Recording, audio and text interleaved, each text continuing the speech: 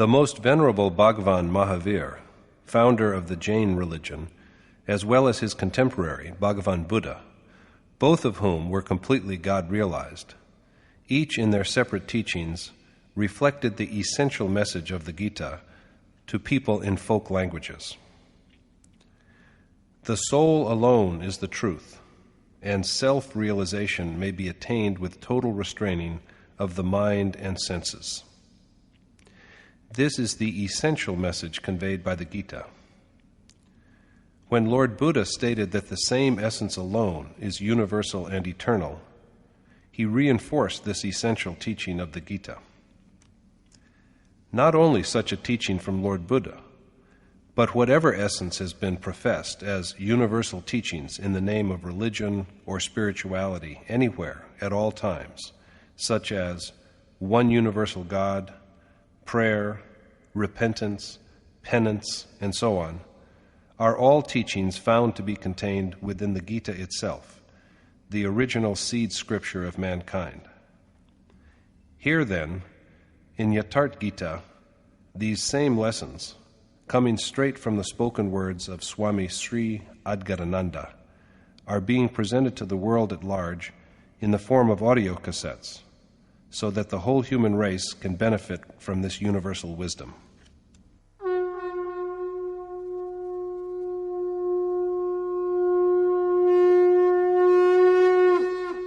Om Shri Paramatmane Namaha. Yadhartha Gita, Srimad Bhagavad Gita. Chapter 4. Elucidation of the deed of Yajna. In Chapter 3, Yogeshwar Krishna had given the assurance that if a man followed his precept, free from delusion and with sincere devotion, he would be liberated from the bondage of action. Yoga, both of knowledge and action, has the power to effect liberation from this servitude. The idea of waging war is embodied in yoga. In the present chapter, he points out who the author of yoga is, as well as the stages by which this discipline has evolved.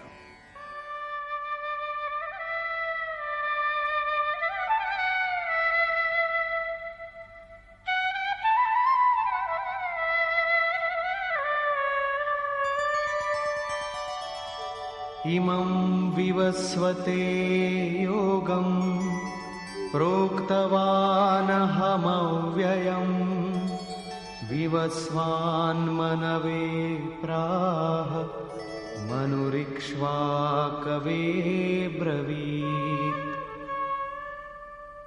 The Lord said, "It was I who taught the eternal yoga to the sun, Vivaswat, who then taught it to Manu, who taught it to Ikshwaku." It was he, Krishna says, who at the beginning of devotion, Kalp, imparted the knowledge of eternal yoga to the sun, symbolizing righteous impulses, from whom it was passed on to Manu, symbolizing the mind, and then to Ikshwaku, symbolizing aspiration. Krishna, as we have seen, was a yogi.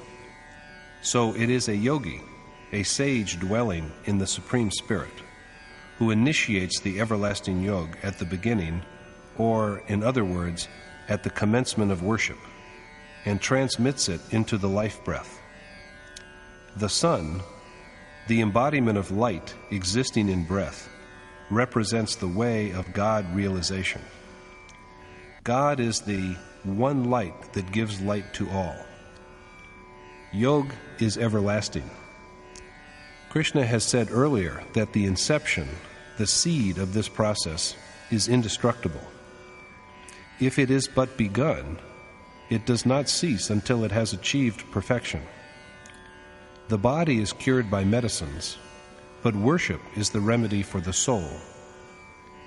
The beginning of worship is the beginning of self-cure.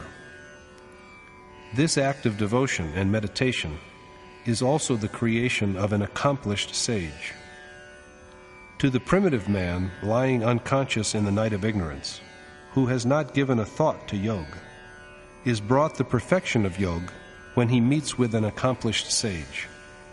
Just by looking at the great man, by listening to his voice, by rendering albeit an inadequate service to him, and by associating with him. Goswami Tulsidas has also said this: ultimate bliss is granted to the man who has perceived God, as well as to the man who has been noticed by God. Krishna says that at the beginning he taught yoga to the sun.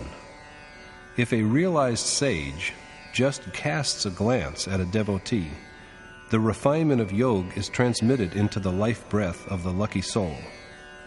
All beings that live are animated by the sun, by God who is subject to himself alone. Since light is life, or breath, it is ordained that the Supreme Spirit can be attained only by the regulation of life breath. Transmission of pious instincts into the early man is the imparting of knowledge of yoga to the sun, after which, in due time, the seed of this perfection sprouts in the mind. This is how gods pass on the knowledge to Manu. After the seed has sprouted in the mind, there will arise a wish for the realization of the sage's utterance. If the mind has something in it, there is also the desire to achieve it. This is Manu's preaching yoga to Ikshwaku. There will be a longing or aspiration to do that ordained act which is eternal and which liberates from the bondage of action. If it is so, there is the will to act and worship is quickened. Krishna now speaks about the point to which yoga takes us after it has been set in motion.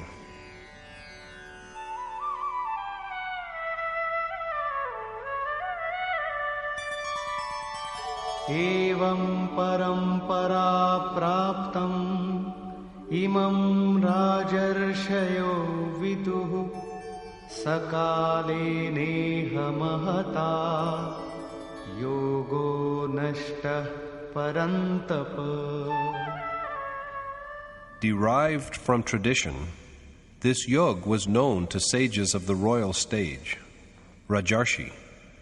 But at this point, O destroyer of foes, it declined and was almost extinct. This yoga, transmitted by an accomplished saint into the breath of the primitive, barbaric man, and thereafter flowing from breath into the mind, thence to longing or aspiration, and from that to active practice, thus developing by gradual stages, reaches the royal stage and is then revealed to the seeker. Extraordinary powers are generated in worshippers who have reached this level. At this critical stage, yoga almost ceases to be in this world or body. So the problem is how to carry it beyond this dividing line. It seems that every seeker is destroyed after reaching this stage. But according to Krishna, it is not so. One who has taken refuge in him as a loved devotee and dear friend is spared.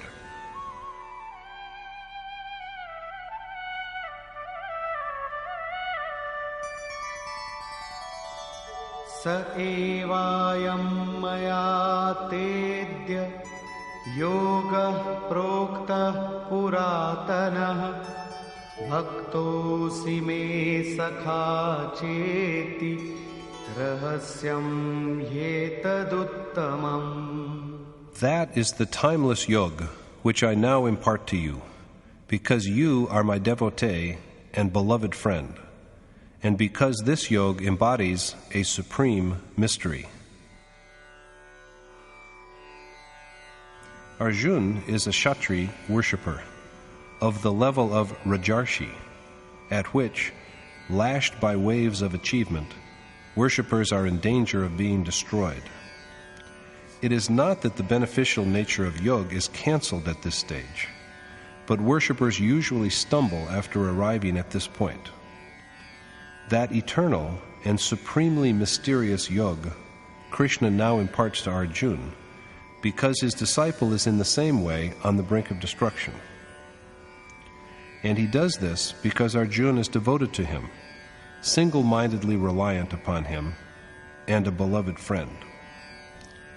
When the God we crave for, the accomplished sage, abides in the soul and begins to instruct him, only then does real worship begin. Here God and the accomplished sage, as prompters, are synonymous. If God descends into the heart at the level at which we stand, begins to check and guide, and support in case the worshipper stumbles, only then is the mind fully restrained. Unless God stands by as a charioteer, close to the soul as a prompter, there cannot be an adequate initiation to his path. Before this, the adorer is on trial. He has not yet achieved the state of true worship. My revered teacher, my God, used to say, "Ha!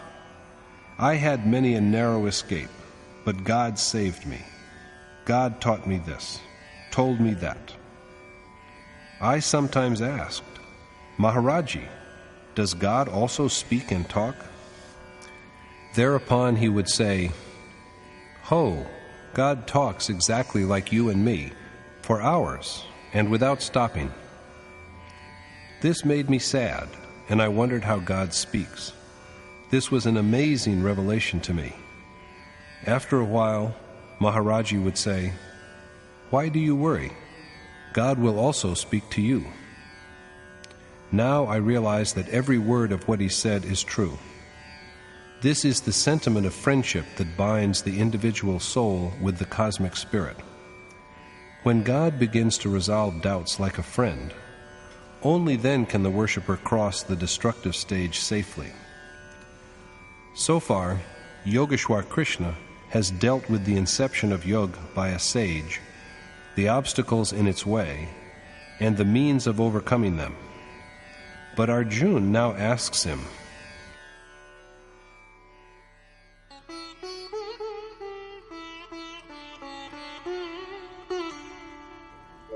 Aparam bhavato janma param janma vivasvatah kathame tadvijaniyam tvamado proktavaniti. Arjuna said, "Since Vivaswat, craving for God, was born in the distant antiquity, and your birth is only recent, how am I to believe that you had taught yoga to him?" Krishna has had a recent birth, in remembered time, whereas the breath of knowledge he claims to have transmitted to the sun, Vivaswat, belongs to the dark backyard and abyss of time, as is said. So how is Arjuna to believe that Krishna is the one who had enunciated yoga at the beginning? Krishna resolves the doubt thus.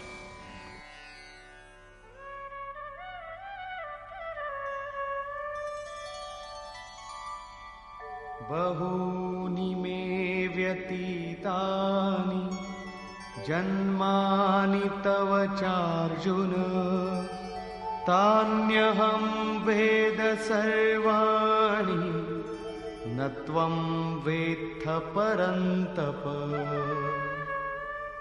The Lord said, "O Arjuna, you and I have passed through innumerable births, but, O vanquisher of foes, whereas you do not have memory of your previous births, I do." Krishna and Arjuna have had numerous births, but the latter does not remember them. The worshipper does not know, but he who has beheld his self knows it, and one who has realized the unmanifest knows it. According to Krishna, his birth is unlike that of others. Attainment of the self is distinct from attainment of a body. Krishna's manifestation cannot be seen with physical eyes. He is birthless, hidden, and eternal, and yet he is born with a human body. Therefore, they who preach that death of the physical body brings liberation offer but a false consolation. A soul realizes the ultimate essence while he is yet in his assumed human body. If there is even the slightest flaw, he has to undergo another birth. Till now, Arjuna has thought Krishna to be a mortal like him. That is why he speaks of his recent birth. Is Krishna like other bodies?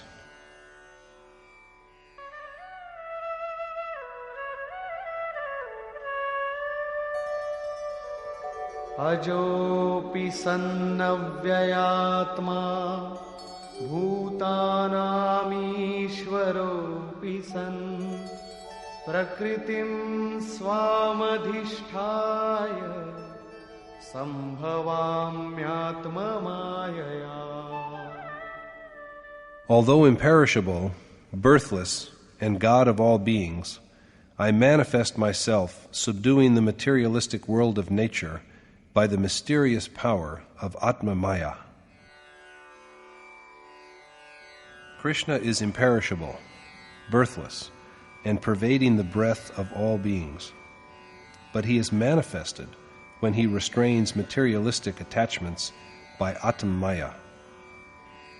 One kind of Maya is the moral ignorance that makes one accept the reality of the material world, and which is the cause of rebirth in low and inferior forms. The other Maya is that which Krishna calls Yogmaya, of which we are unaware. This is the Maya of self that provides access to the soul and leads to awareness of the Supreme Spirit. It is by the operation of this Yogmaya that Krishna subdues his three-propertied nature and manifests himself.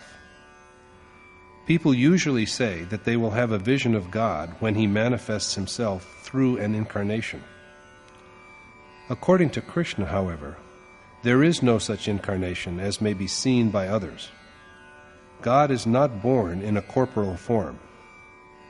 It is only by gradual stages that he controls his three-propertied nature by the exercise of Yogmaya and manifests himself. But what are the circumstances of such manifestation? Yada yada hi dharmasya glanirбhavati bharata abhyutthanam adharmasya tadatmanam srijamyaham. Whenever, O Bharat, righteousness, dharma, declines and unrighteousness is rampant, I manifest myself. Krishna tells the devout Arjuna that when hearts fall into inertia in regard to the Supreme Spirit, the most sublime Dharma, and when the pious are unable to see how to cross safely to the other bank, he begins to shape his form in order to manifest himself. Such a feeling of weariness had come to Manu.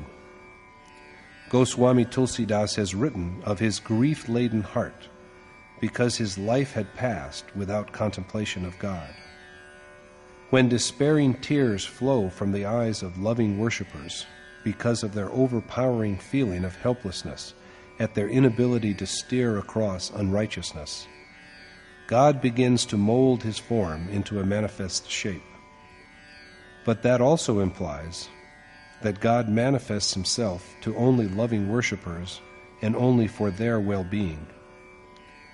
God's incarnation comes about only within the heart of a blessed worshipper. But what does the manifest God do?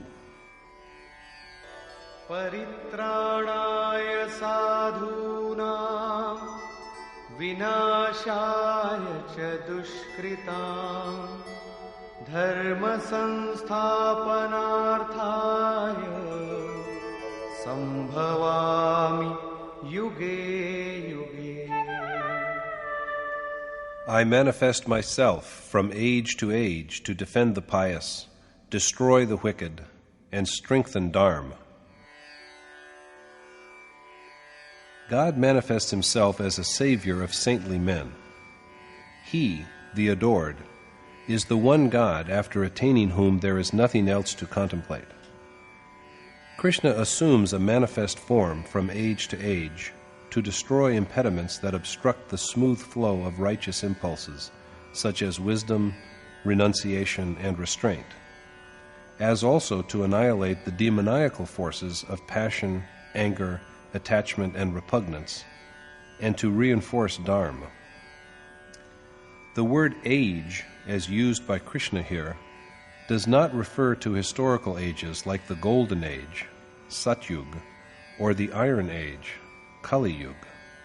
It rather alludes to the stages of rise and fall, of the waxing and waning of Dharma, through which human nature has to pass. These are stages of Dharma, and the human heart has to progress through them.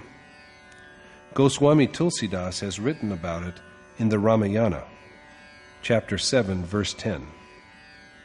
The stages of Dharma undergo variation in every heart at all times, not because of ignorance, but because of the operation of the divine power of Maya.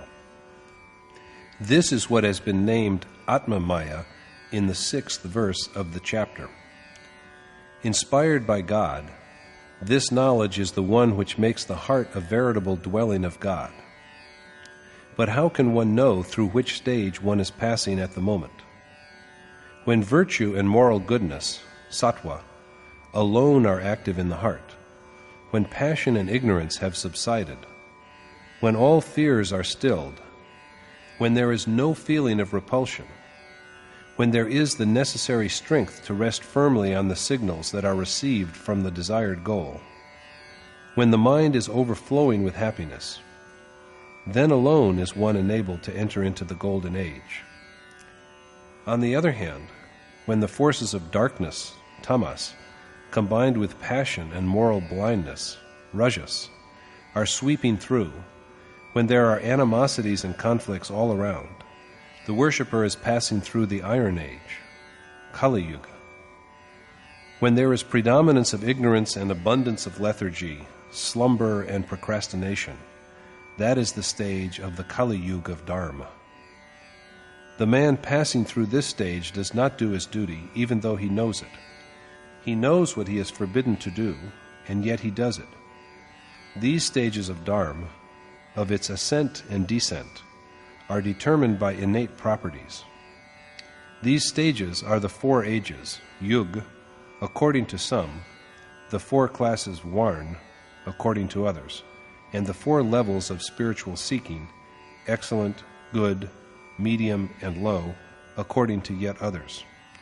In all the stages, God stands by the worshipper. Nevertheless, there is a plenty of divine favor at the highest stage, whereas the assistance appears to be meager at the lower stages. So Krishna tells Arjuna that a worshipper who is earnestly devoted to his ultimate goal is a sage, but he can be saved only when the flow of divine impulses such as wisdom, renunciation, and self-restraint, which provide access to the object, is unimpeded.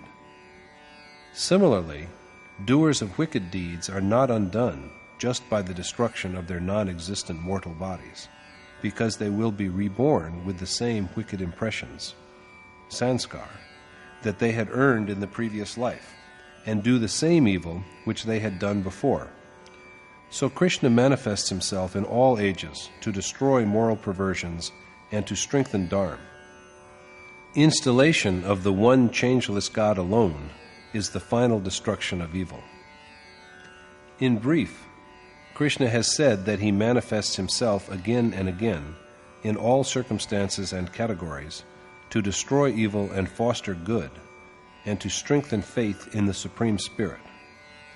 But he does this only if there is profound regret in the worshipper's heart.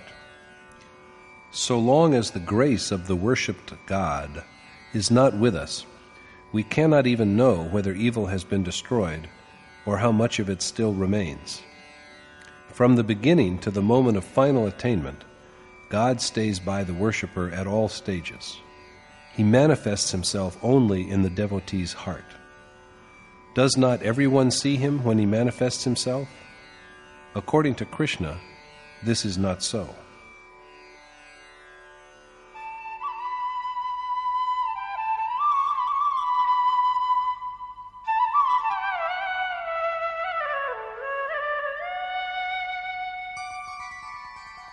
जन्म कर्म च मे दिव्यम् एवं यो वेत्ति तत्त्वतः त्यक्त्वा देहं पुनर्जन्म नैति मामेति सोऽर्जुन. He who has perceived the essence of my radiant incarnations and works, O Arjun, is never born again after discarding his body, but dwells in me. God's incarnation, his gradual manifestation through profound remorse, and his works, eradication of hindrances which generate evil, provision of the essentials of self-realization, and reinstatement of dharma, are not like the birth and deeds of mortals. Perceived only as abstractions, God's incarnation and operations cannot be seen with physical eyes. He cannot be measured by mind and wisdom. God, so inscrutable and mysterious, is perceptible only to him who has known the reality. Only he can view God's incarnation and works, and once he has made this direct perception, he is not born again, but dwells in Krishna. When seers alone can see God's incarnation and works, why do we have these crowds of hundreds of thousands of men awaiting the birth of God so that they can see him? Are we all seers? There are many who masquerade as sages, mainly by dressing as holy men, and who claim that they are incarnations, and whose agents resort to publicity to prove it. The credulous rush like sheep to have a view of these so-called God-men, but Krishna affirms that only men of perfection can see God. Now, who is this man we call a seer? Giving his verdict on the real and the false in chapter 2, Krishna told Arjuna that the unreal has no being, and that the real has never been non-existent in all time, past, present, and future. This has been the experience of seers, rather than of linguists or wealthy men. Now he reiterates that although God manifests himself, only perceivers of essence can see him. He has been united with the ultimate reality and become a seer. We do not become seers by learning to count the 5 or 25 elements. Krishna further says that the soul alone is the ultimate reality. When the soul is united with this universal spirit, he too becomes God. So only a man who has realized the self can see and comprehend God's manifestation. It is evident, therefore, that God manifests himself in a worshipper's heart. At the outset, the worshipper is not able to recognize the power which transmits signals to him. Who is showing him the way? But after he has perceived the truth of the Supreme Spirit, he begins to see and understand, and thereafter, when he discards the body, he is not reborn. Krishna has said that his manifestation is internal, obscure, and luminous, and that the one who sees his radiance becomes one with him. But instead of this, people have made his idols, which they worship, and they imagine that he dwells somewhere in heaven. But this is far from the truth. Krishna only means by this that if men do the ordained task, they will find that they too are radiant. What others have the potential to be, Krishna already is. He represents the possibilities of mankind, their future. The day we achieve perfection within ourselves, we will also be what Krishna is. We will be identical with him. Incarnation is never external. If a heart is brimming with love and adoration, there is a possibility of its experiencing the divine incarnation. All the same, Krishna provides solace to the common people by telling them that many have realized him by treading on the ordained path.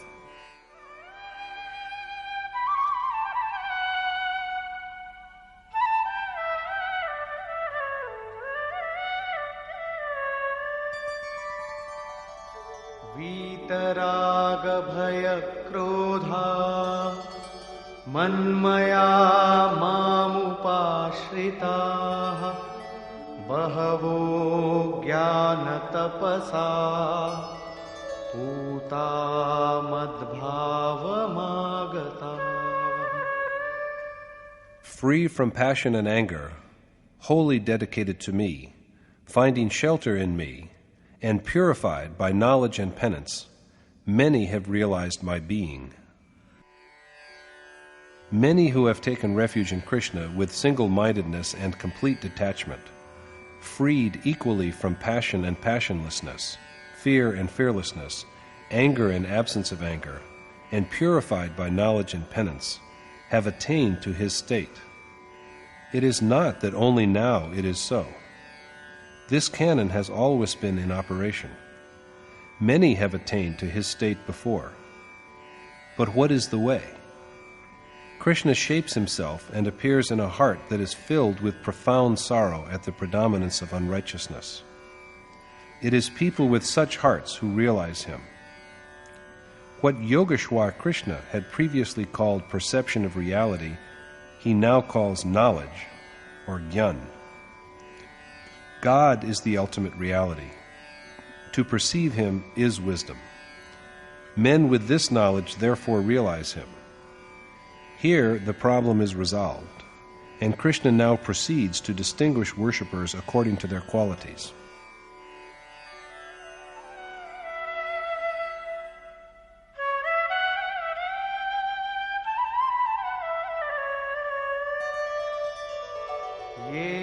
यथा मां प्रपद्यन्ते तांस्तथैव भजाम्यहम् मम वर्त्मानुवर्तन्ते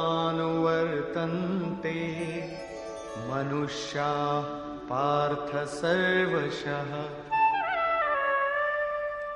O Parth, as men worship me, even so do I accept them, and knowing this, the wise follow me in every way.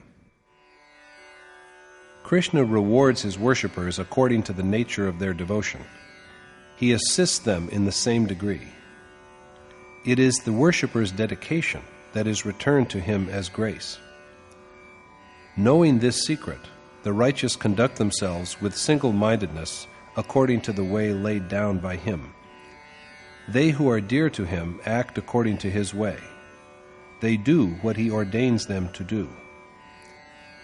God shows his favor by standing with the worshipper as a charioteer. He begins to walk along with the worshipper and manifest his glory. This is the form of his loving care. He stands up for the destruction of forces that generate wickedness and to protect righteous impulses that provide access to reality. Unless the worshipped God acts as the earnest charioteer who alerts at every step, despite his dedication and closing his eyes in meditation and all other endeavors, the worshipper cannot cope with the adversities of the material world successfully. How is he to know how much distance he has covered and how much more remains to be covered? The adored God stands inseparably with the self and guides him. That he is now at this point, that he should do this and walk like that.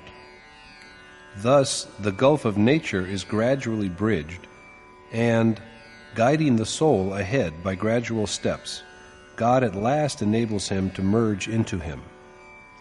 Worship and adoration have to be performed by the devotee, but the distance on the path which is covered by the devotee is only by God's grace. Knowing this, men who are pervaded by divine sentiment through and through follow Krishna's precept.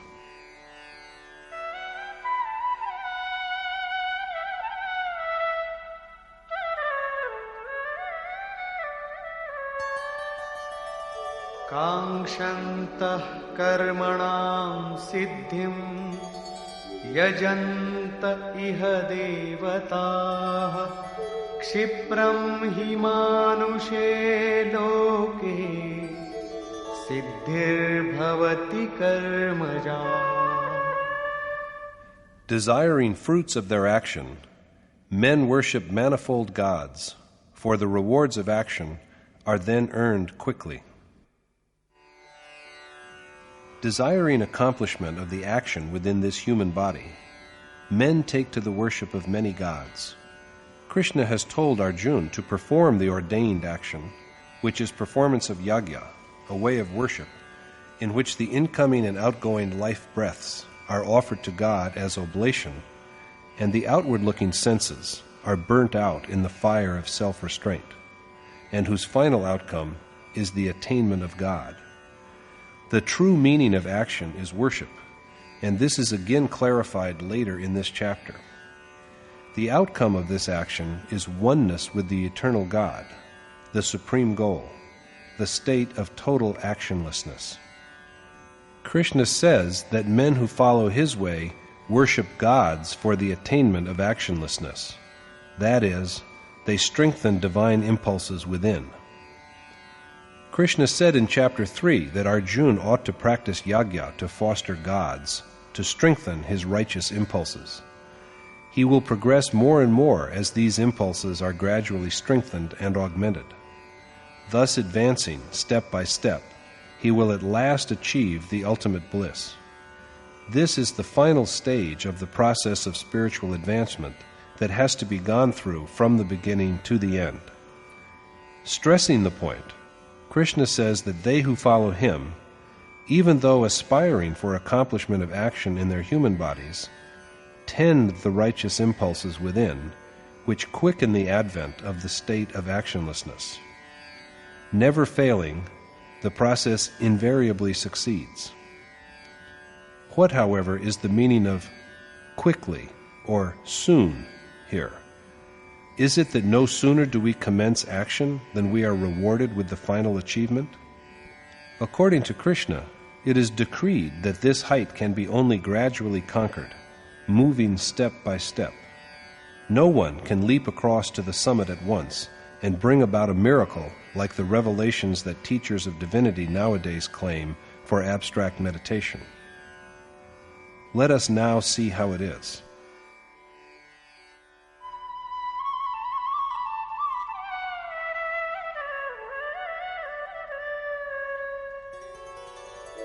चातुर्वर्ण्यं मया सृष्टं गुणकर्मविभागशः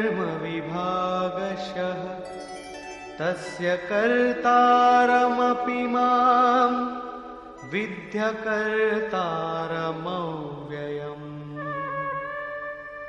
Although I have created the four classes, Varn, Brahman, Kshastri, Vaishya, and Shudra, according to innate properties and actions, know me, the immutable, as a non-doer.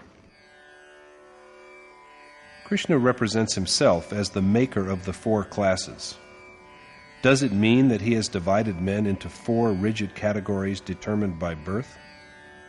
The truth is, rather, that he has divided actions into four classes on the basis of inherent properties. All the same, as he tells Arjuna, he, the imperishable God, is a non-agent and should be known as such. The innate property, gun, of a being or thing is a measure, a yardstick. If the dominant property is that of ignorance or darkness, tamas, it will result in an irresistible inclination to laziness, excessive sleep, wantonness, aversion to work, and compulsive addiction to evil, in spite of the realization that it is evil. How can worship commence in such a state?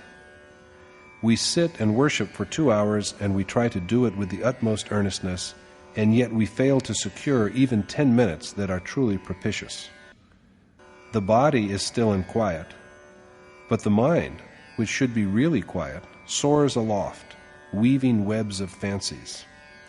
Waves upon waves of speculation toss it. Then why do we sit idly in the name of meditation and waste time? The only remedy at this stage is to dedicate ourselves to the service of wise men who dwell in the unmanifest and of those who have gone ahead of us on the path. This will subdue negative impressions and strengthen thoughts that are conducive to worship.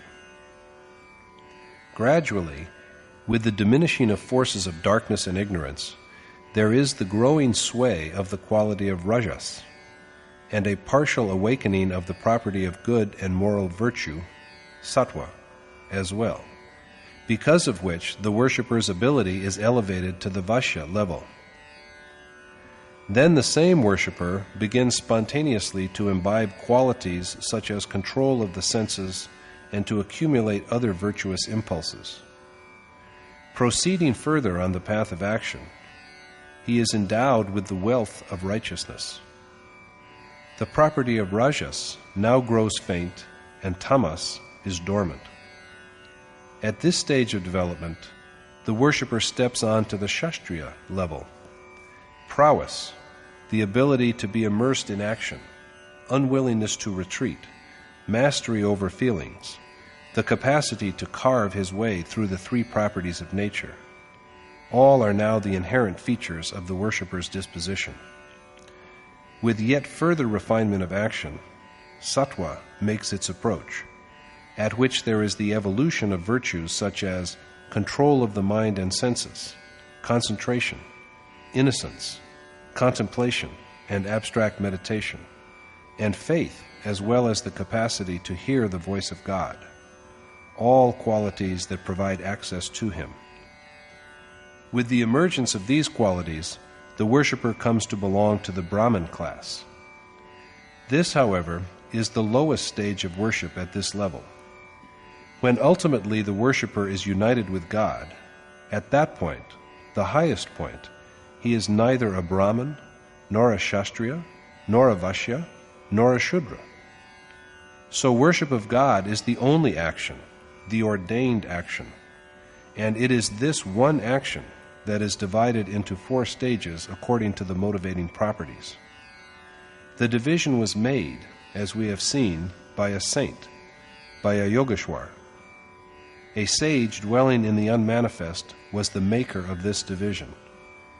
Yet Krishna tells Arjuna to regard him, the indestructible and maker of Varn, as a non-doer. How can it be so?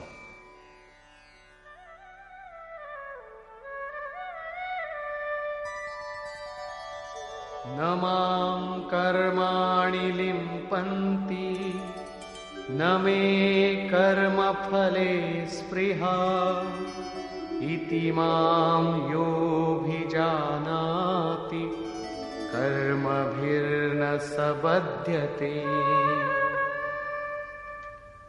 I am unsullied by action because I am not attached to it, and they who are aware of this are in the like fashion unfettered by action. Krishna is unattached to the fruits of action. He said before that the deed by which yagya is accomplished is action, and that the one who tastes the nectar of wisdom generated by yagya merges into the changeless, eternal God. So the final consequence of action is attainment of the Supreme Spirit Himself. And Krishna has overcome even the desire for God, because He has become identical with Him. So He is also unmanifest like God. There is now no power beyond for which He should strive. So He is untouched by action, and they who know Him from the same level, from the level of God realization, are also not bound by action. Such are the realized sages who have reached the level of Krishna's accomplishment.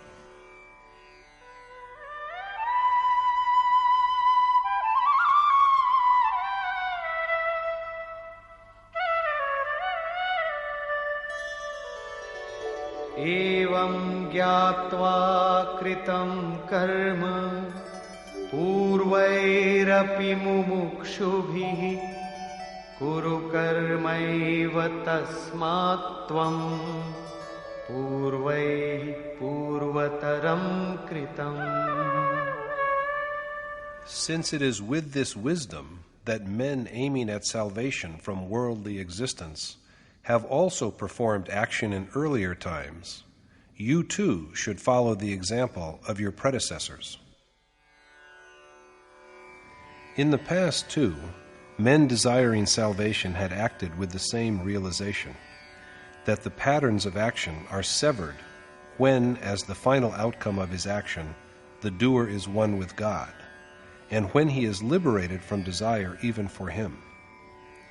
Krishna belongs to this state, so he is untainted by action, and if we have what he has, we too will be freed from the bonds of action.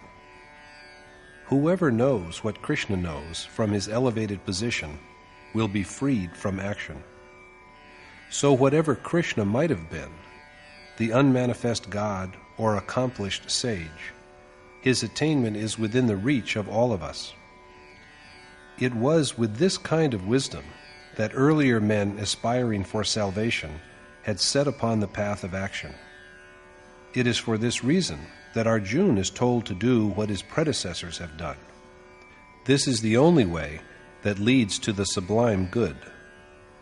So far, Krishna has stressed the performance of action, but he has not yet explained what this action is. He only mentioned it in chapter 2 and told Arjuna to listen to him on selfless action.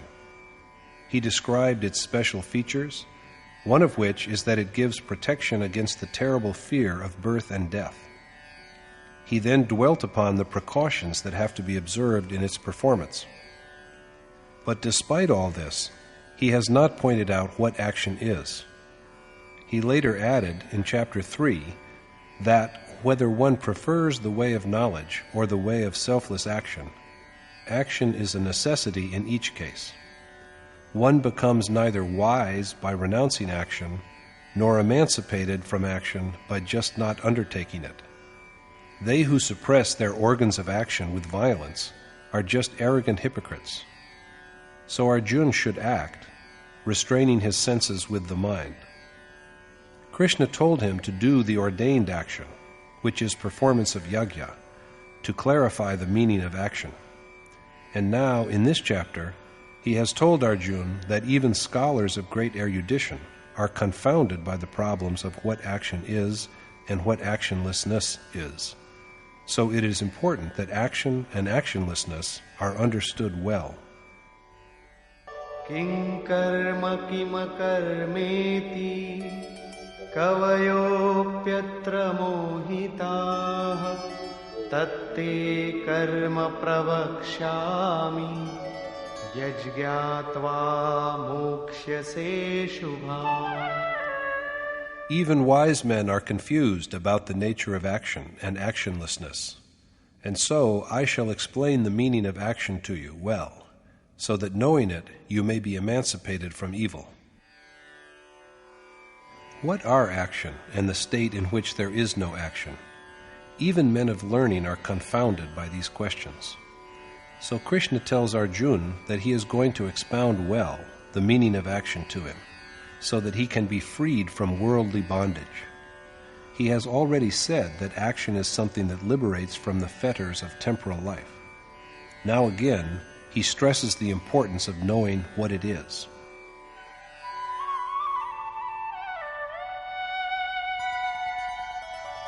Karmano hyapi bodhavyam bodhavyam cha vikarmanah akarmanascha bodhavyam gahana karmano gatihi. It is essential to know the nature of action as well as of actionlessness, and also that of meritorious action, for the ways of action are so inscrutable. It is of the utmost importance to know what action is and what actionlessness is, as also the action which is free from all doubt and ignorance, and which is undertaken by men of wisdom who have renounced all worldly desire and attachment. This is imperative because the problem of action is a great riddle. Some commentators have interpreted the word vikarm in the text, which has been translated here as meritorious action, as instead forbidden or prohibited action, or diligent action, and so on. But the preposition vi, prefixed to the root karm, here denotes merit or excellence. The action of men who have attained to the ultimate bliss is free from all uncertainty and error. For sages who dwell and find contentment in the self, and love Him and the Supreme Spirit, there is neither any profit in accomplishing action, nor any loss in forsaking it, but yet they act for the good of those who are behind them. Such action is pure, and it is free from all doubt and ignorance. We have just seen meritorious action, so we are now left with action and actionlessness. They are explained in the next verse, and if we do not understand the distinction between the two here, we will perhaps never understand it.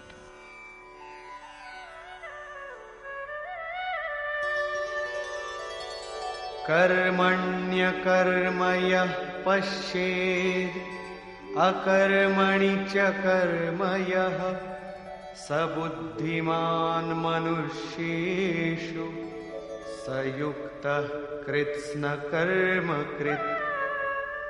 One who can perceive non-action in action and action in non-action is a wise man and an accomplished doer of perfect action. Action means worship, and the accomplished doer is one who sees non-action in action, that is, who contemplates God and yet believes simultaneously that rather than being the doer, he has only been prompted to action by his inherent properties. Only when this ability to see non-action has been mastered and the continuity of action is unbroken, should one believe that action is proceeding in the right direction. The man with this insight is a wise man, verily a yogi, endowed with the means by which the individual soul is united with the Supreme Spirit, and a doer of perfect action. There is not even the slightest error in his performance of action. But before we come to the next verse, let us recall briefly, for the sake of better understanding, what Krishna has said about action and yajna so far. What is usually done in the name of action, he has said, is not action. Action is a prescribed undertaking, the performance of yajna. Whatever else is done besides this is not action. According to Krishna, anything apart from this that is done is worldly bondage rather than action. From what Krishna has spoken about the nature of yajna, it is evident that it is a particular mode of worship which guides the devotee to the adored God and effects his dissolution in him.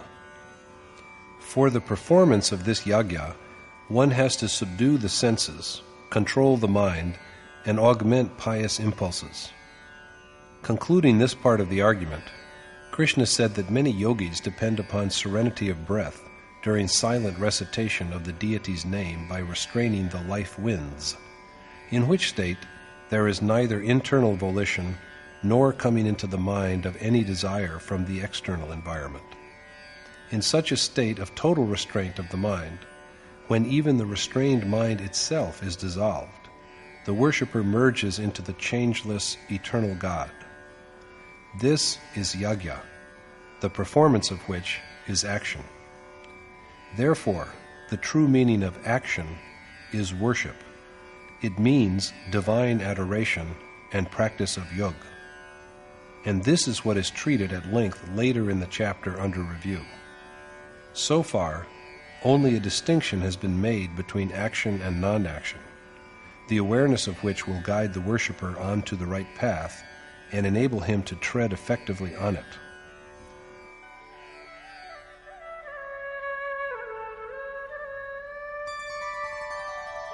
यस्य सर्वे समारम्भाः कामसङ्कल्पवर्जिताः ज्ञानाग्निदग्धकर्माणम् तमाहुः पंडितं बुधाः. Even the learned call that man a sage, all of whose actions are free from desire and will, both burnt to ashes by the fire of knowledge. It was said in the last verse that with the acquisition of the capacity of perceiving non-action in action, the man who is engaged in action grows into a doer of perfect action in which there is not even the slightest flaw. Now it is added that restraint of desire and will is a victory of the mind. So action is something that elevates the mind above desire and will. Krishna tells Arjuna that a well-commenced action gradually becomes so refined and sublimated that it takes the mind above will as well as above irresolution. And then, with the burning out of even the last desire which he does not know, but which he was previously eager to know, the worshipper is blessed with direct perception of God. Direct knowledge of God by following the path of action is called knowledge, or jnana, the sacred knowledge that enables the soul to be united with the Supreme Spirit. The fire of this direct perception of God annihilates action forever. What was sought has been achieved. There is nothing beyond it to quest for. Who is there beyond God to search for with further endeavor? So with the attainment of this wisdom, the need for action comes to an end. Rightly have sages called men with such wisdom pandit, men of profound erudition. Their learning is perfect. But what does such a saint do?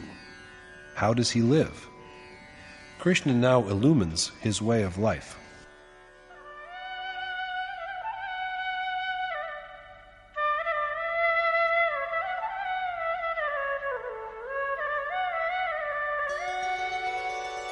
त्यक्त्वा कर्मफलासङ्गं नित्यतृप्तो निराश्रयः कर्मण्यभिप्रवृत्तोऽपि नैव किञ्चित् करोति सः. Independent of the world, ever contented, and renouncing all attachment to action as well as its fruits, such a man is free from action even while he is engaged in it. Declining to rest upon objects of the world, utterly contented with dwelling in the eternal God, and discarding not only desire for the fruits of action, but even attachment to God, because now he is not removed from him. This sage is a non-doer, even while he is diligently employed in the performance of action.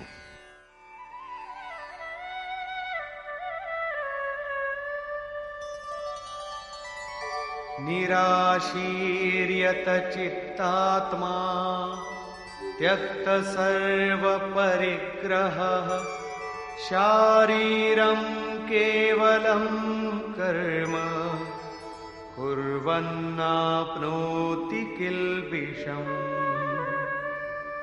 He who has conquered his mind and senses and given up all objects of sensual pleasure does not partake of sin, even when his body seems to be engaged in action. It is only the physical body of the man who has overcome both his mind and senses, renounced all objects of worldly enjoyment, and achieved total freedom from desire, that seems to be engaged in action, whereas in truth he does nothing, and that is why he does not incur sin. He is perfect, and so he is emancipated from the cycle of birth and death.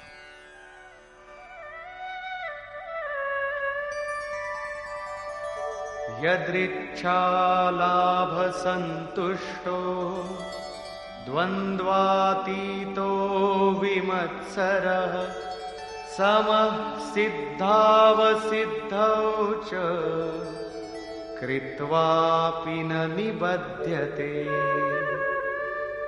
Contented with what comes to him unsought, he who is indifferent to happiness and sorrow, free from envy, and even-minded in success and failure, is a man of equanimity, unenslaved by action, even when he performs it. When a man is contented with whatever comes to him, without being desired or asked for, indifferent to happiness and sorrow, and love and animosity, free from any negative feeling, and abiding with equanimity in attainment and unattainment. He is not fettered by action, even though he appears to be engaged in it. Since the goal he had aimed at is now achieved, and it will not ever desert him, he is freed from the terror of defeat. Looking alike at achievement and non-achievement, this man acts, but without infatuation. And what he does is nothing other than yajna, the act of supreme sacrifice. Reiterating the concept, Krishna adds,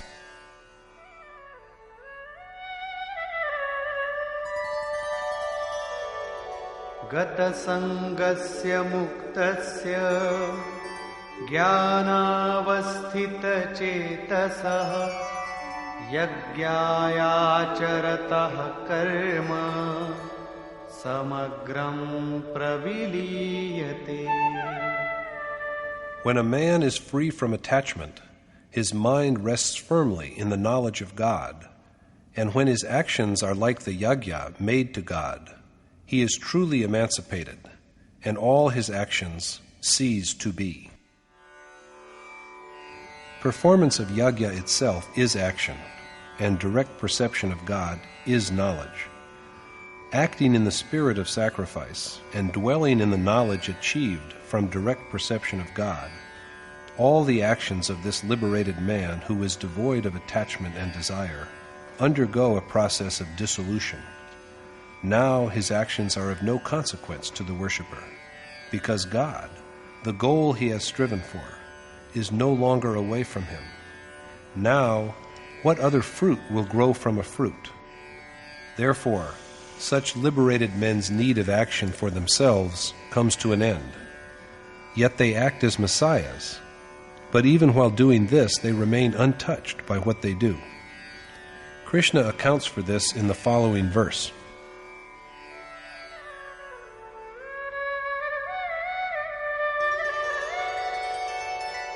Brahmarpanam brahmahavihi brahmagno brahmanahutam brahmaiva tena gantavyam brahma karma samadhina.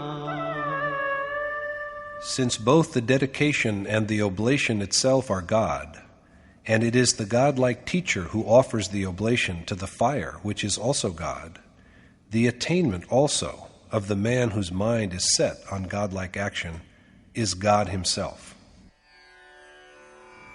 The emancipated man's yajna is God.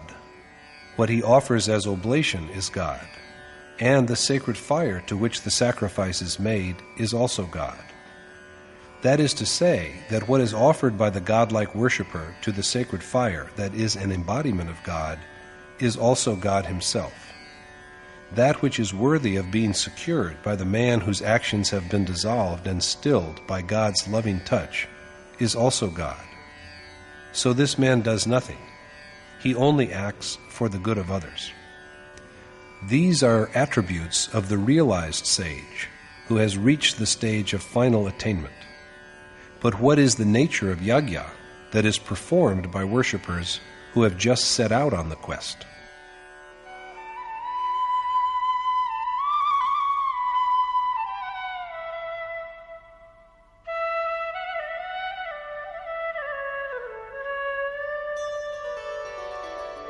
Daivamevapare yajñam yoginah paryupasate brahmagnavapare yajñam yajñenaivopajuhvati.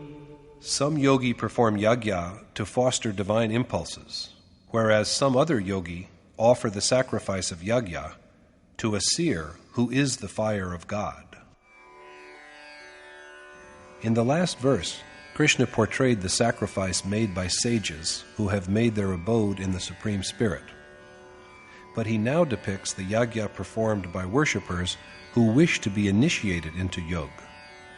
These novices undertake sincere performance of yajna to gods to foster them. That is, they strengthen and augment divine impulses in the heart. Here, it is useful to remember how Brahma had directed mankind to foster gods, that is, to foster divine impulses in the heart, by yajna. The more virtues there are cultivated and garnered in the heart, the more the worshipper advances towards the ultimate excellence until at last he attains it. The novice worshipper's yajna is thus aimed at strengthening the forces of righteousness in his heart. A detailed account of the divine treasure of righteousness is given in the first 3 verses of chapter 16. Righteous impulses lie dormant in all of us, and it is an important duty to cherish and wake them up. Pointing this out, Yogeshwar Krishna tells Arjuna not to grieve because he is endowed with these godly merits. With them he will dwell in Krishna and attain to his eternal being, because righteousness brings the ultimate good. On the contrary, there are the demoniacal, devilish forces which lead the soul to rebirth in low and inferior forms. It is these negative impulses that are offered as oblation to the fire. This is yajna, and also its inception. Other yogi perform yajna by offering sacrifice to the accomplished teacher in his heart, the sacred fire that is an embodiment of God. Krishna further adds that in the human body, he is the adiyajna, or that in whom the oblation is consumed. Krishna too was a yogi and an accomplished teacher. These other yogi offer oblations to the godlike teacher who also annihilates evils like fire. They perform sacrifices aimed at this accomplished teacher, who is also an embodiment of sacrifice. In brief, they concentrate their minds on the form of an accomplished teacher, a fully realized sage.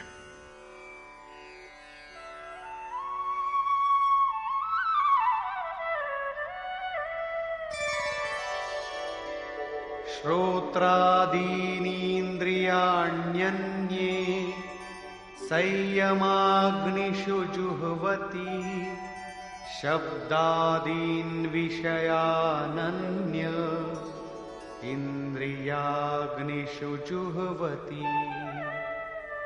While some offer their hearing and other senses as sacrifice to the fire of self-restraint, others offer speech and other sense objects to the fire of the senses. Yet other yogi offer all their senses of action, ear, eye, skin, tongue, and nose, to the fire of self-control.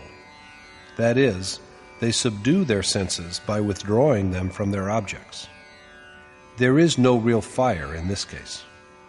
As everything cast into fire is reduced to ashes, even so, the fire of restraint destroys the outward-looking senses.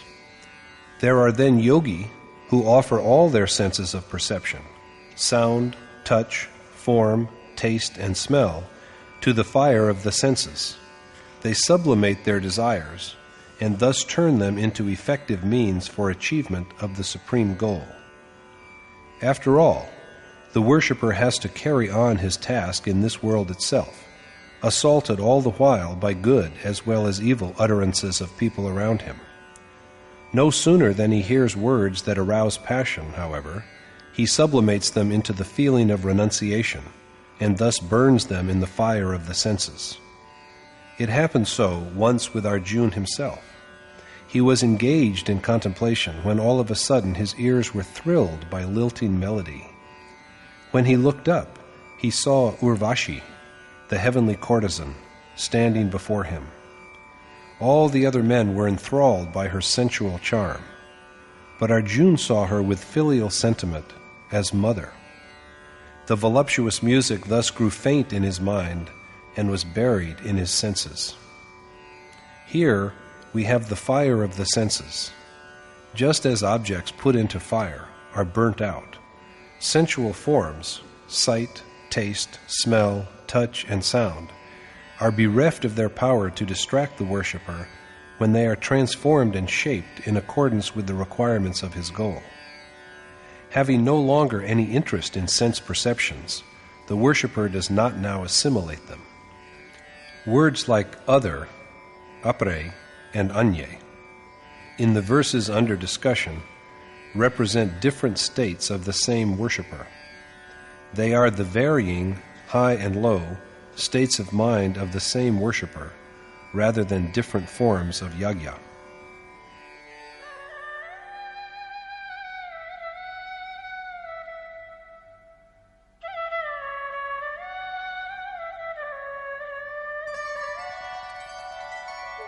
सर्वाणीन्द्रियकर्माणि प्राणकर्माणि चापरे आत्मसंयमयोगाग्नौ जुह्वति ज्ञानदीपिते. Yet other yogi offer the functions of their senses and operations of their life breaths to the fire of yoga, self-control, kindled by knowledge. In the yagya Krishna has so far spoken of, there are a gradual fostering of pious impulses, restraint of the working of the senses, and parrying off of sensual perceptions through a modification of their intent. In a still higher state than this, yogi offer as oblation the function of all senses and operations of life breaths to the fire of yoga that is lit up by knowledge of God. When this restraint is integrated with the self, and the operations of breath and the senses are stilled, the current which stimulates passions and the current which propels one towards God merge into the self. The outcome of yagya then emerges as God realization, the culmination of this spiritual exercise. When one dwells in the God who had to be realized, nothing else remains to be achieved. Yogeshwar Krishna again explains yagya.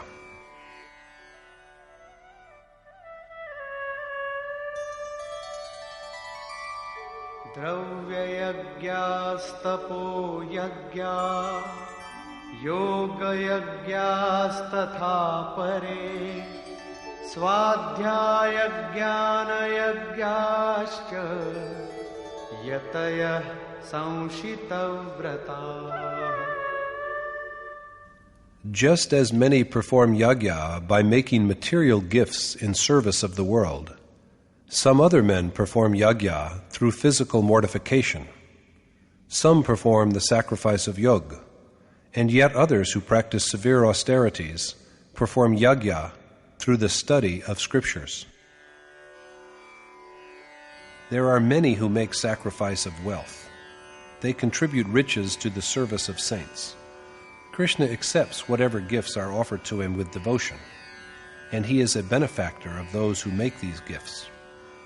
This is the yagya of wealth or riches. To serve every man, to bring those who have strayed back to the right path by contributing wealth to the cause, is the sacrifice of riches. These sacrifices have the capability to nullify the natural sanskars. Some men mortify their senses through penances for the observance of their dharma. In other words, their sacrifice, made according to their inherent properties, is penance, humiliation of the body, and it belongs to the stage between the lowest and highest levels of yagya. Wanting inadequate knowledge of the path that leads to God, the Shudra worshipper who is just setting out on the way of worship undergoes penance by rendering service, the Vaishya by acquisition of divine riches, the Kshatriya by demolishing passions and anger, and the Brahmin with his ability to be united with God. All of them have to toil alike. In truth, yagya is one, and there are only its lower and higher stages governed by innate properties. My noble teacher, the revered Maharaji, used to say, to trim the mind along with the body and senses in keeping with the goal is penance. They tend to digress from the goal, but have to be pulled back and applied to it. There are many who practice the yagya of yoga. Yoga is the joining of the soul, wandering amidst nature, with God who is beyond nature. A clear definition of yoga is found in the 23rd verse of chapter 6. Usually, the meeting of two objects is yoga. But is it yoga if a pen meets paper or a dish meets a table? Of course not, because both are made of the same 5 elements. They are one, not two. Nature and the self, by contrast, are two entities, distinct from each other. There is yoga when the nature-based soul meets the identical God, and when nature is dissolved in the soul. This is the true yoga. So there are many who resort to a strict practice of restraint because it is conducive to this union. The practitioners of the yoga of sacrifice, yajna, and they who are given to severe austerities keep in view their own self and perform the yajna of knowledge. Here, non-violent but severe austerities, such as restraint, religious observance, the appropriate posture of sitting, serenity of breath, withholding of the mind along with physical organs, retention meditation, and perfect absorption of thought in the Supreme Spirit, are indicated as the eightfold features of yoga. There are many who undertake self-study because they aim at self-knowledge. Reading books is but the first step to self-knowledge, for in the true sense it is derived only from contemplation of the self, which brings about attainment of God, and the final outcome of which is knowledge or intuitive perception. Krishna now points out what is done for this yajna of knowledge or contemplation of the self.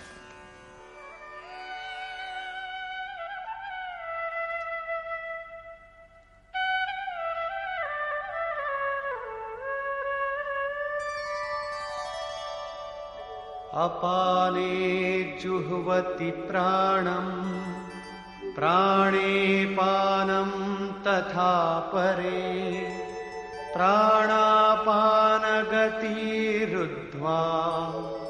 प्राणायामपरायणा.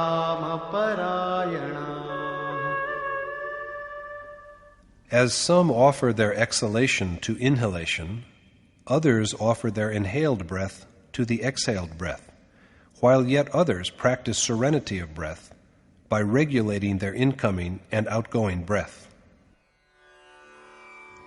Meditators on the self sacrifice the vital air to apan, and similarly apan to pran.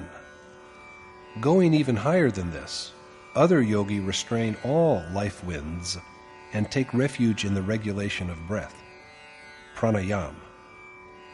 That which Krishna calls pran-apan, Mahatma Buddha has named anapan. This is what he has also described as shwas-prashwas, inhaling and exhaling. Pran is the breath that is inhaled, whereas apan is the breath which moves out.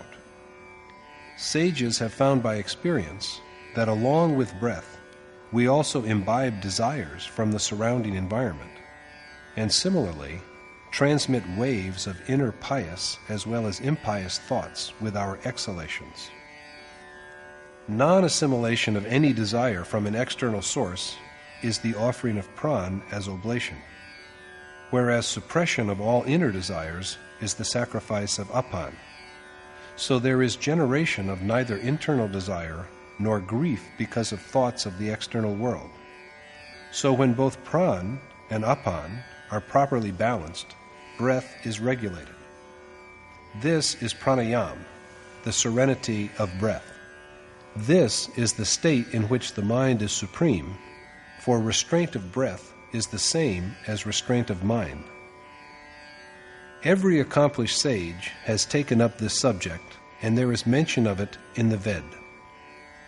This is what the revered Maharaji also used to say. According to him, the one name is recited at 4 levels: Baikhari, Madhyama, Pashyanti, and Para.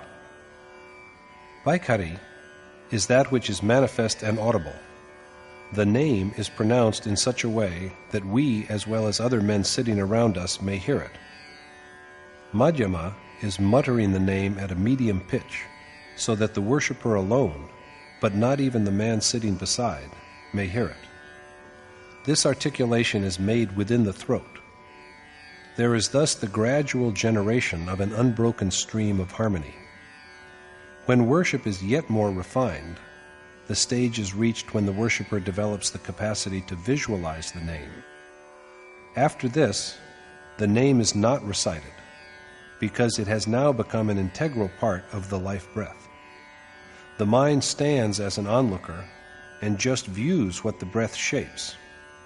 When does it come in? And when does it go out? And what does it say? Sages of perception tell us that it articulates nothing except the name. Now the worshipper does not recite the name. He just listens to the melody of the name arising from his breath. He just watches his breath, and that is why this stage of breath control is called Pashyanti. At the stage of Pashyanti, the mind is set up as a witness, an onlooker. But even this is not needed when there is yet further refinement. If the desired name is just imprinted on memory, its melody will be heard spontaneously. There is no need of recitation now, for the name rings in the mind by itself. The worshipper does not recite any longer, and neither does he have to compel the mind to hear the name, and yet the recitation goes on. This is the stage of ajapa, of the unrecited. It will be a mistake to think, however, that this stage is reached without commencing the process of recitation. If it has not been initiated, there will be nothing like ajapa. Ajapa means that recitation which does not desert us, even though we do not recite. If only memory of the name is firmly set up in the mind, recitation begins to flow through it like a perennial stream. This spontaneous recitation is named ajapa, and this is the recitation by transcendental articulation, parvani. It takes one to God, who is the essence beyond nature.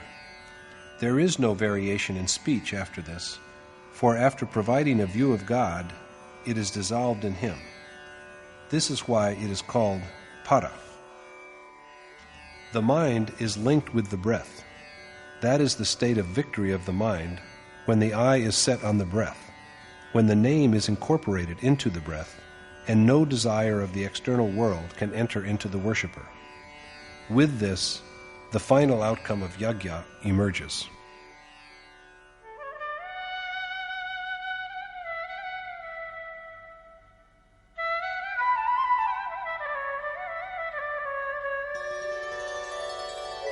अपरे नियताहाराः प्राणान् प्राणेषु जुह्वति सर्वेप्येते यज्ञविदो यज्ञक्षपितकल्मषाः.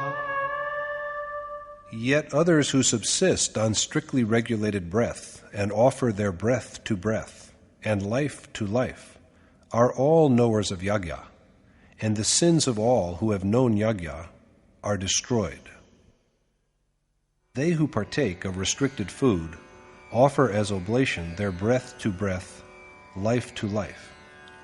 My noble teacher, the revered Maharaji, used to say that the food, posture of sitting, and sleep of a yogi should be steady. Regulation of food and pleasure is a necessity. Many yogi who observe such discipline renounce their breath to breath, concentrating on inhalations and paying no heed to exhalations. With each incoming breath, they hear Om. Thus men whose sins have been destroyed by yajna are men of true knowledge. Krishna now speaks of the outcome of yajna.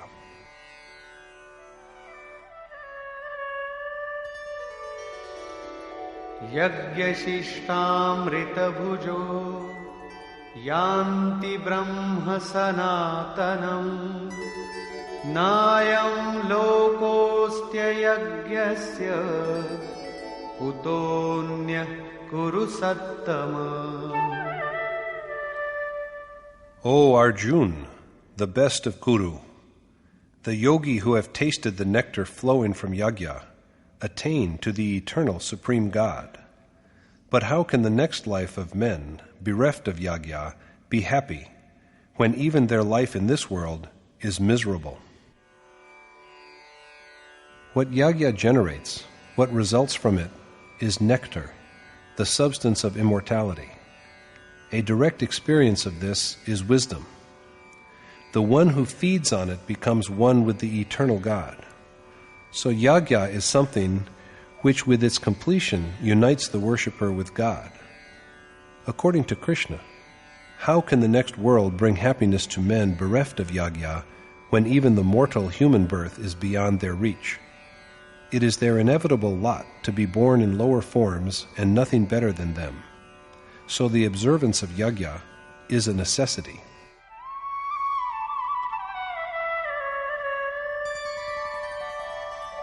Evam bahuvidha yagya vitata brahmano mukhe karmajan viddhitan sarvan evam gyatva vimokshase. Many such yagya are laid down by the Ved, but they all germinate and grow from the ordained action. And performing their various steps, you will be freed from worldly bondage. There are several steps of yagya elaborated by the Ved, God's own words. After realization, God assumes the body of accomplished sages.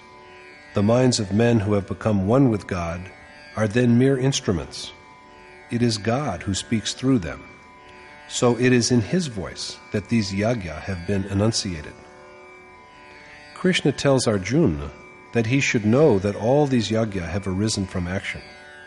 This is what he has said before also, in chapter 3, verse 14. He has just pointed out that all those whose sins have been wiped out by yagya are the real knowers of yagya. And now he tells Arjuna that he will be freed from the bonds of the world if he knows that yagya arises from action. Here, the Yogeshwar has clearly stated the meaning of action. That conduct is action by which yagya is accomplished. Now, there is no harm in engaging ourselves in trade, service, and politics, if, in doing them, we can earn divine riches, contemplate an accomplished teacher, restrain the senses, offer the oblation of outgoing breath to the incoming breath, sacrifice inhalations to exhalations, and regulate the vital winds of life. But we know that it is not so. Yagya is the only exercise that transports one to God the very moment it is complete. Do any other work you like, if it takes you to God in the same way. In fact, all these forms of yagya are but internal processes of contemplation, forms of worship which make God manifest and known. Yagya is the special ordained mode that helps the worshipper to traverse the path that leads to God. That by which this yagya is accomplished, regulation and serenity of breath, is action. The true meaning of action is therefore worship. It is usually said that whatever is done in the world is action. Work without desire or selfish interest is the way of selfless action. Some feel that it is action if they sell imported fabric for greater profit. They feel they are men of action. For others, dealing in indigenous goods to serve the country is the way of selfless action. If one acts with dedication or trades without thinking of profit and loss, that is the way of selfless action. Fighting a war or contesting an election without thought of winning and losing makes one a doer of selfless action. But these deeds cannot bring salvation.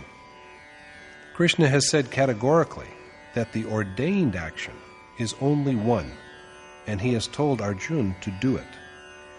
The performance of yagya is action, and yagya is sacrifice of breath, restraint of the senses, contemplation of the Supreme Spirit, the accomplished teacher, who symbolizes yagya, and finally, regulation and serenity of breath. This is the stage of mind's conquest. The world is nothing but an extension of mind. In Krishna's words, the transient world is conquered right here, upon this bank and shoal of time, by men who have achieved even-mindedness. But what is the relation between such equanimity of mind and subjugation of the world? If the world itself is conquered, where does one halt? According to Krishna, God is flawless and impartial, and unaffected by passion, and so is the mind of the man who has secured knowledge. So the two become one. In brief, the world is an expanded form of the mind. So the mutable world is the object that has to be offered as a sacrifice. When the mind is perfectly controlled, there is also perfect control over the world. The outcome of yajna appears clearly when the mind is fully restrained. The nectar of knowledge that is generated by yajna takes the man who has tasted it to the immortal God. This is witnessed by all sages who have realized God. It is not that worshippers of different schools perform yajna in different ways. The different forms cited in the Gita are only the higher and lower states of the same worship. That by which this yajna begins to be done is action. There is not a single verse in the entire Gita which defends or approves of worldly enterprise as a way to the realization of God. Usually, for the performance of yajna, people build an altar, light a fire on it, and, intoning swaha, cast barley grains and oil seeds into the sacred fire. Is this, we may ask, not yajna? Krishna has this to say about it.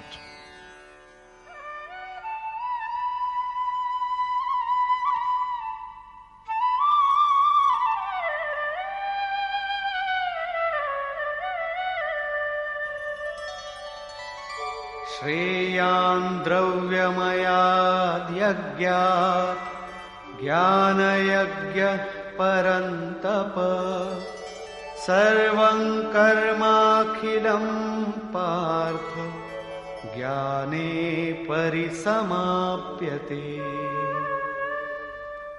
Sacrifice through wisdom is, O Parantap, in every way superior to sacrifices made with material objects. Because, O Parth, all action ceases in knowledge, their culmination. The yajna of wisdom, made by means of austerity, continence, faith, and knowledge, which brings about a direct perception of God, is the most propitious. All actions are fully dissolved in this knowledge. Knowledge is thus the crowning point of yajna.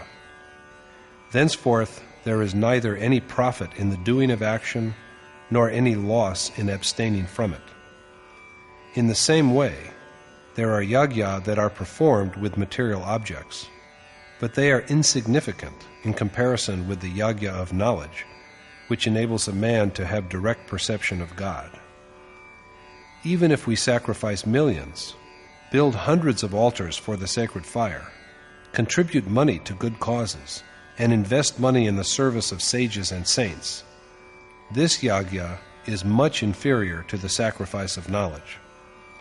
Krishna has just told us that real yajna is restraint of the vital winds of life, subduing of the senses, and control of the mind. From where can we learn its mode? Krishna's pronouncement is that it can be had from only one source, namely, the sage who has known the reality. Tadviddhi pranipatena pariprashnena sevaya upadekshanti te jnanam jnaninas tattvadarshina.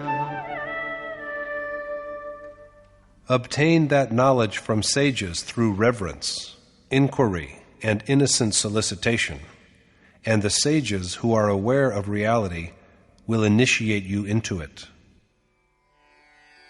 So Arjuna is advised to approach seers with reverence, self-surrender, and humility, to be instructed in true knowledge through devoted service and guileless curiosity. These seers will enlighten him on it. The ability to acquire this knowledge comes only with a wholly dedicated service. They are seers who enable us to have direct perception of God. They know the mode of yajna, and they will teach it to Arjuna. Had the war been external, what need was there of a seer? Is not Arjuna standing directly before the Lord? Then why does Krishna ask him to go to a seer? In truth, the meaning of Krishna, who was a yogi, indeed a yogeshwar, is that today the worshipper is with him, but he may be confused in the future when he is no longer present to guide him. Ah me, Arjuna will say, Krishna has gone, and I do not know to whom to turn now for guidance. That is why Krishna tells Arjuna categorically that he should approach seers who will instruct him in true knowledge. Yajñātvā na punarmoham evam yasyasi pandava yena bhutanyasheshena drakshasyatmanyatho mayi. Knowing which, O son of Pandu, you will never again be a prey like this to attachment. And equipped with this knowledge, you will see all beings within yourself and then within me. After acquiring this knowledge from sages, Arjuna will be rid of all attachment. Possessed of this knowledge, he will perceive all beings in his self. That is, he will see the extension of the same self everywhere, and only then can he become one with God. Thus, the means of attaining to that God is the sage who has perceived reality.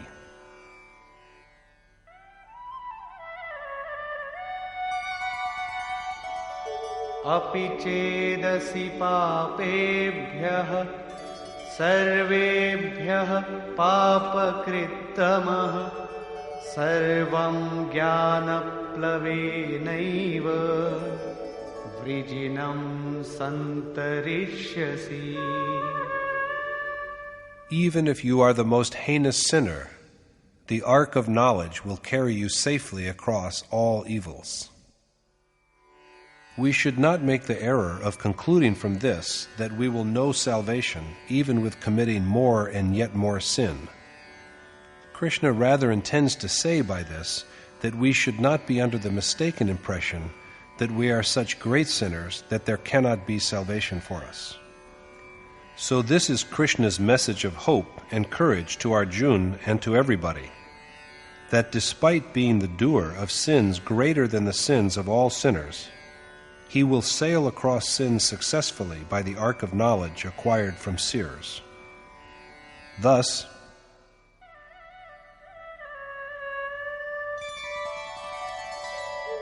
Yathaidhamsi samiddhogni bhasmasat kurute Arjuna jnanagni sarvakarmani bhasmasat kurute tatha.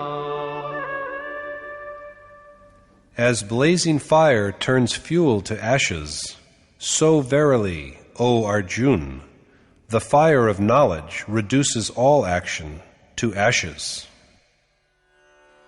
Here we have a portrayal not of an introduction to knowledge through which one approaches yajna, but of the culmination of knowledge or perception of God, in which there is first the destruction of all unrighteous inclinations, and in which then even the act of meditation is dissolved. The one who had to be attained to has been attained. Now, who is there to look for by further meditation? The sage, with the wisdom that arises from perception of God, brings his actions to an end. But where does this perception of God occur? Is it an external or internal phenomenon?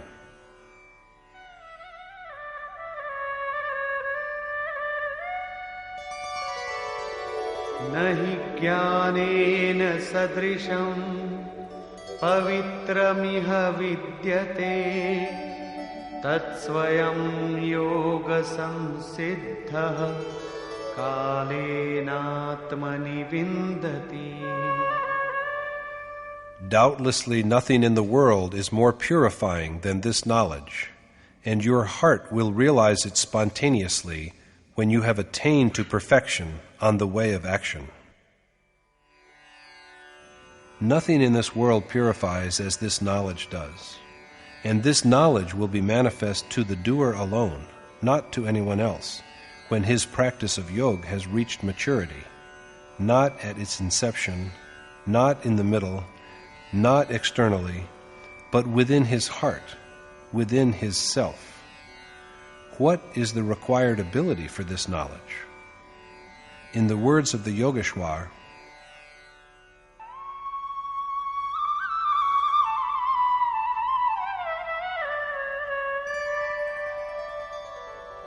श्रद्धावान् लभते ज्ञानं तत्परः संयतेन्द्रियः ज्ञानं लब्ध्वा परां शान्तिम् अचिरेणाधिगच्छति.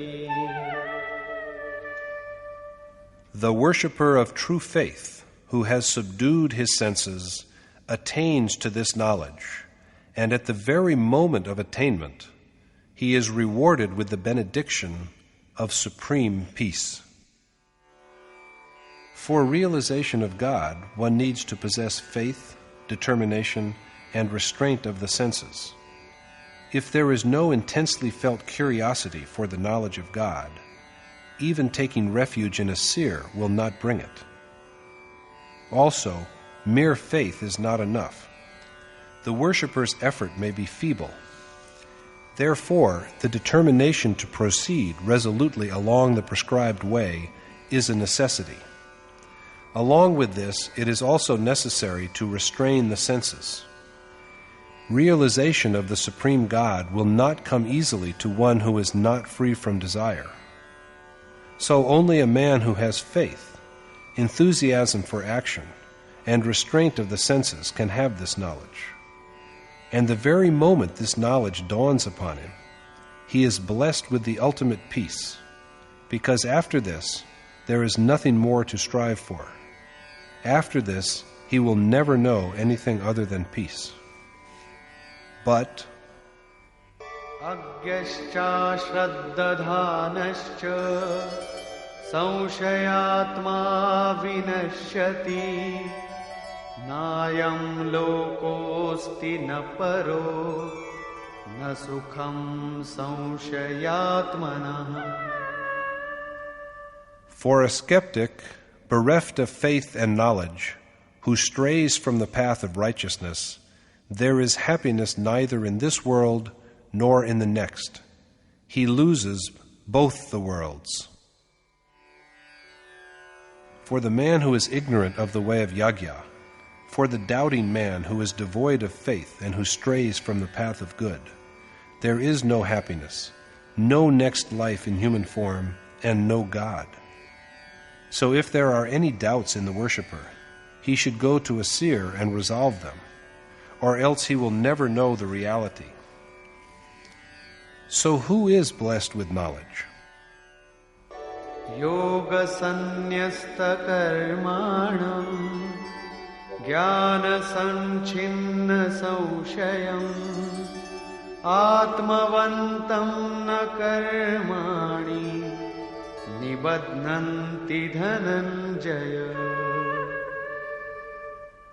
O Dhananjay, action cannot bind the man who relies on God and who has surrendered all his actions to him by the practice of karma yoga, and all whose doubts have been put to rest by knowledge. Action cannot enslave the man whose deeds are dissolved in God by the practice of yoga, whose doubts have been resolved by perception, and who is united with God. Action will be brought to an end only by yoga. Only knowledge will destroy doubts. So Krishna finally says,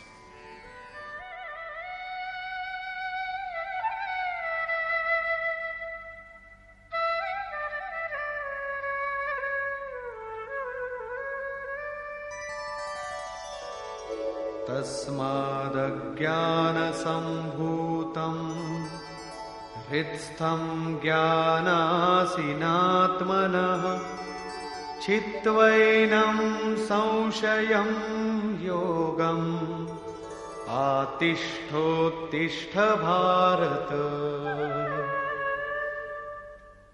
So, O Bharat, dwell in yoga and stand up to cut down this irresolution that has entered your heart because of ignorance, with the steel of knowledge. Arjuna has to fight, but the enemy, irresolution, is within his own heart, not outside. When we proceed on the way of devotion and contemplation, it is but natural that feelings of doubt and passion will arise as obstacles before us. These enemies launch a fearful assault. To fight them and overcome them, through the destruction of uncertainties by the practice of the ordained yajna, is the war that Arjuna has to wage, and the result of this war for him will be absolute peace and victory, after which there is no possibility of defeat. Conclusion. At the outset of the chapter, Krishna says that he had imparted knowledge of yoga to Vivaswat in the beginning.